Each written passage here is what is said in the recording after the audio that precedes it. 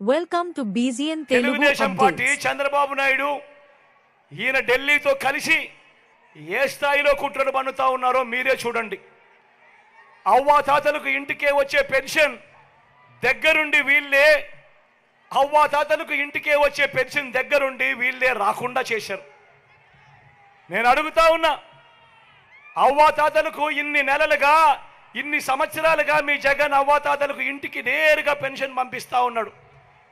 ఎన్నికలకు 2 నెలల ముందు చంద్రబాబు నాయుడు కుట్రలు పన్ని ఆ అవ్వాతాతలకు ఇంటికే వచ్చే పెన్షన్ రాకుండా చేస్తే ఆ అవ్వాతాతలు రెట్టించిన ఉత్సాహంతో జగన్కు ఓటు వేయరా అని అడుగుతా ఉన్నాడు.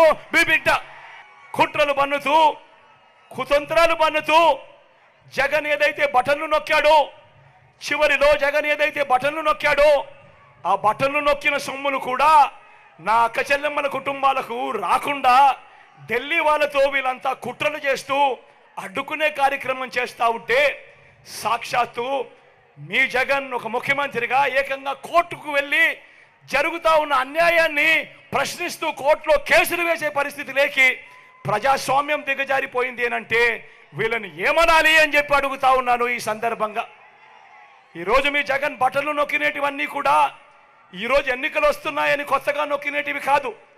జగన్ ఈరోజు బటన్లు నొక్కినేటివన్నీ కూడా ఈ 5 సంవత్సరాలలో ప్రతి సంవత్సరం జగన్ బటన్లు నొక్కుతూ నొక్కుతూ నొక్కుతూ నొక్కుతూ నొక్కుతూ ఉన్న స్కీములకే బటన్లు నొక్కాడు జగన్.